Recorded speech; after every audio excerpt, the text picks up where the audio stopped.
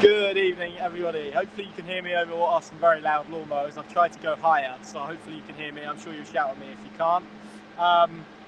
Who saw that coming? Hands up, full disclosure. As I said at Cardiff, definitely not me. Norwich City have won this game 2-1. A very, very, very late goal from Idah has secured 3 points. 3 wins in 4. What was all the fuss about, eh? Just a remarkable victory, and you know, I think David Wagner summed it up really quite aptly. There have been difficult moments this year. It was difficult moments as much as Tuesday. It's been a really terrible week for Norwich City and everyone connected to it, from basically Sunday to Sunday. It's included a really bad defeat at Watford. Had the AGM and everything that was said and unfolded after that. That felt like something that everybody needed. A win, but not just a win, the manner of it, to score a late winner, the feeling, yeah, absolutely superb. And it was a much needed victory that Norwich City needed. But let's start right at the beginning, and let's start with the starting lineup, because, you know, hands up, and you know, it's not the first time, but hands up, because that starting 11, I got it completely wrong. I think that's fair to say, and sometimes it's okay to say that. Kenny McLean is the centre-back. Given what Bristol City offered today there, Tommy Conway is not someone who offers that much aerially.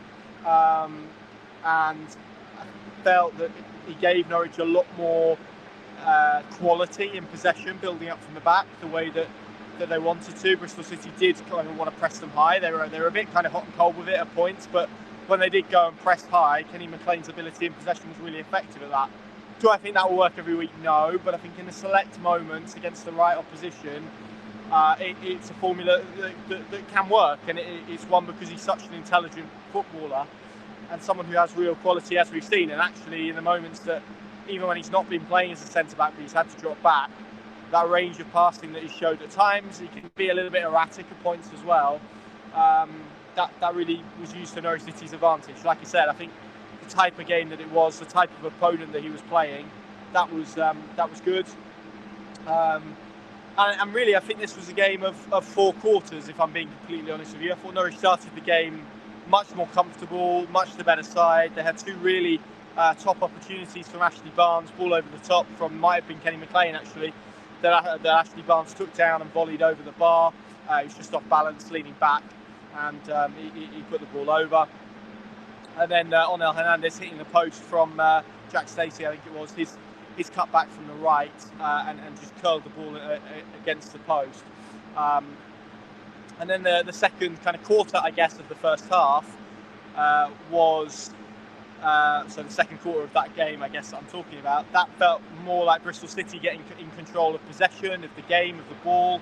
There were points where they were kind of trapping Norwich, trying to get them to press them in wide areas. That really opened up the middle of the pitch, and there were a couple of opportunities where they really created space really nicely and had some opportunities, and then ultimately took their goal through Jason Knight in the first half, when it's a cross from the right. I think it was from Vyman, and Gunn palms it out really, really nicely. It's Conway, I don't know if he gets something on it or not, but palms it out to Knight, who finds the bottom corner wonderfully. And from there, those in the away end, us up here, maybe even some of the players kind of felt that they would go under, that they would go and lose this game because of the run of form that they've been on, because of Watford on Tuesday night. But it was anything less, actually, and I felt between the goal and half time they really struggled. But sometimes in football it's about surviving periods, and it's about using periods to kind of get through and emerge through, and being able to show that you can roll with the punches a little bit. And they did that in that second quarter, because Bristol City had another 2 glorious opportunities. Conway got slipped in behind by Vyman again. Gunn produced an excellent save, and then there was a corner that Dickey met with a header that Gunn tipped over again. And maybe if it would have been a few days ago and Angus Gunn wouldn't have been in goal, both of those events might have panned out very, very different. So Norwich going to the break 1-0 down, and again the third quarter of the game, just after the break, again I felt Norwich had more impetus about them. They played with a lot more creativity.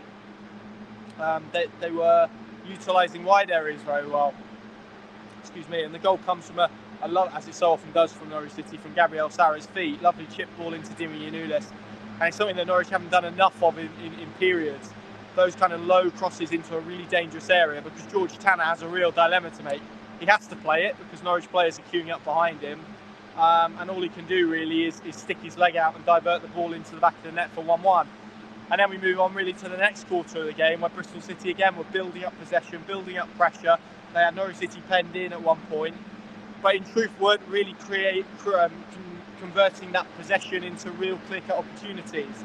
And a couple of long throws that Norwich City cleared. They had a couple of corners that were cleared, but I don't recall Angus Gunn making, as he did in the first half, a really good save. There was Conway turned across towards him, and that was about it. And certainly in stoppage time, Norwich felt like they were settling for a point. They're in two banks of four. Just a minute before that goal goes in, they are camped on their own box really. Borja Sainz and Adam Idah, their two most advanced players, were in the mid of their own half. And the goal comes again from Kenny McLean, clipping really a ball into an area, clearing danger.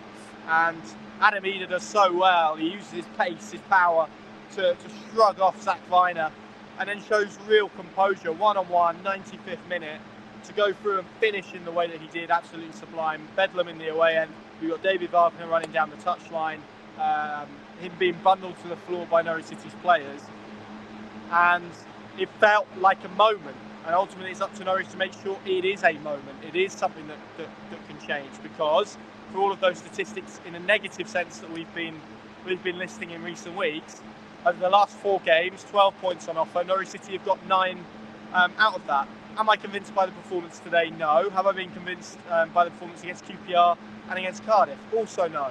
But as a block of work in Championship football, given before that they'd lost 4 games on the spin, it was absolutely essential that they did pick up points, particularly after, as I said, everything that's happened this week, the negativity that's been around the place, be it 20%, be it 70%, however you want to split that ratio. It felt of pivotal importance that they were able to construct something here today, and they've done it in a really unlikely fashion. Look, in the last 3 games they've had an average of 34% possession. They've had a very limited amount of shots on target. There's been nothing convincing about what Norwich City have done over this 4-game block, but they've got points, they've got wins. And given where they were, and given how maybe if they'd have lost here today, certainly would have been looking over our shoulder, it's nice to be in that position not to have to do that. I do think, in a sense, this was a very middle of the table game between two sides who, one under obviously new management, trying to play in a very different way. And I think some of the structures and some of the work in possession they did with the ball was very nice. Similarly to QPR, really, in a sense that they used the ball very well in areas, but weren't really able to convert that into chances. Some of that was down to Norwich City's defensive positioning at points, not often, but at points. And some of that was down to maybe structural and tactical elements and individual elements of their play, and players maybe not taking a ball under control. I don't think it will answer any questions for Wagner's critics. I don't think it will shift the mood of anyone who maybe has made their mind up on him or where this Norwich City team is going. But at the same time, you have to give Norwich City praise for the way that they've approached this 4-game block. As I said, I am not convinced by performances. I don't know if this is sustainable, but it's the type of run that they needed, because with 2 home games now with Preston and Sheffield Wednesday on the horizon, there's an opportunity to build on this.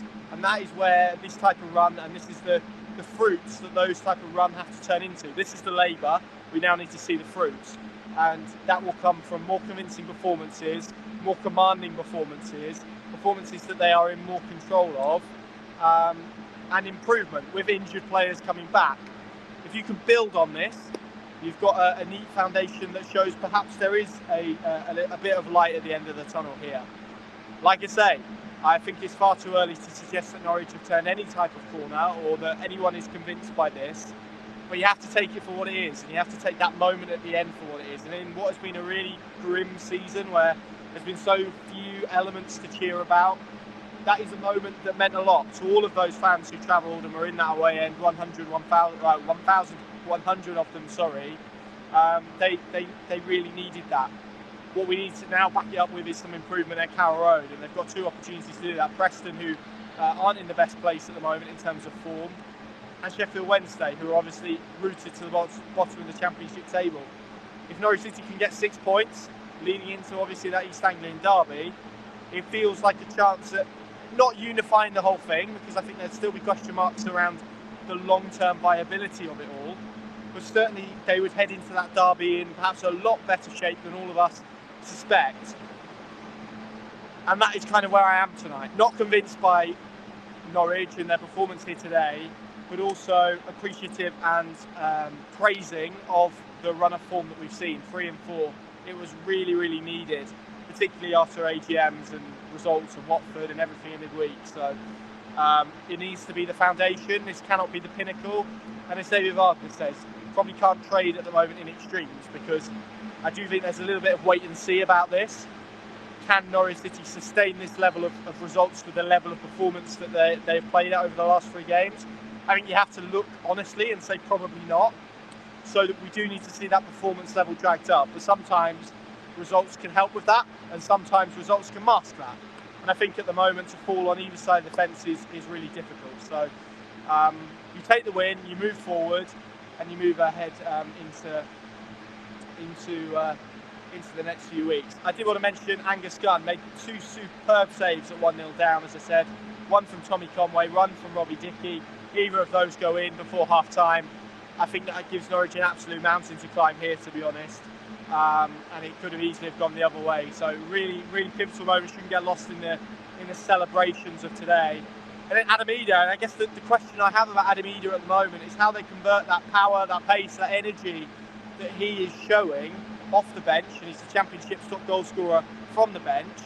How do they convert that into something they can utilise from the start? Because certainly over the last 3-4 weeks, certainly in this block of 4 games, he's been the most productive. He's been the best Norwich City striker. When you think about the impact he had at Cardiff, the impact he's had this afternoon, that pace, that power, I understand why he is so good coming off the bench in this type of situation against tiring defenders. The question for David Wagner and his coaching team now is how they unlock that and shift that from the start, because you've got a player there, and I've said it for a long time, who has the minerals to be really successful, I think. But you have to utilise it in the right way and channel it in the right way as well. And that's important. Yeah, look, I think with a minute ago I was surprised, but certainly from the lineup, I think David Wagner will feel vindicated tonight at the way that he's gone. There was a lot of confusion and a lot of questioning of that, from me included. I held my hands up in that. I wasn't convinced, and it felt brave.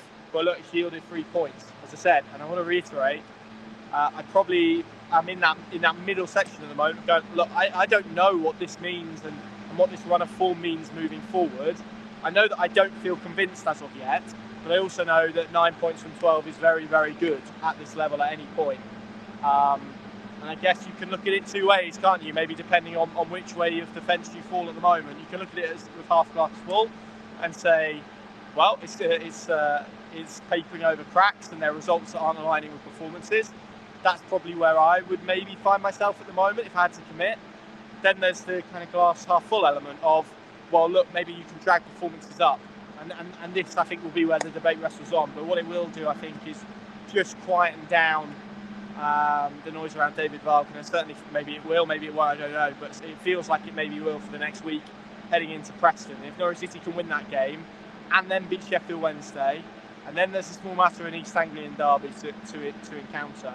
But certainly 2 home games, real opportunity to show some improvement in their performances. And if they can just drag that up a little bit, I think then people will maybe be willing to believe and buy into the fact that this could be a corner turned. I personally think this is what Norwich City will be now for the rest of the season. They'll win a few, they'll lose a few, and they'll probably finish maybe mid-table. They're still 4 points from Middlesbrough, who are in 12th. They sit 13th tonight.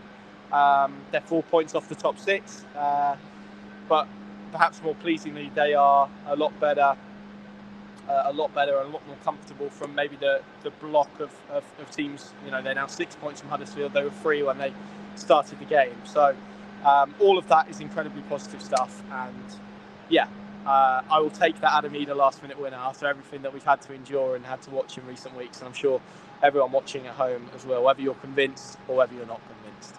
Plenty more at pinken.com. David Wagner on his Jose Mourinho-esque sprint down the touchline. I spoke to Angus Gunn as well. All of that good stuff coming your way. we're going to make the long trip now back to Norfolk, and we'll see you all again next week at Carrow Road for that game against Preston. Thank you very much for watching. See you soon.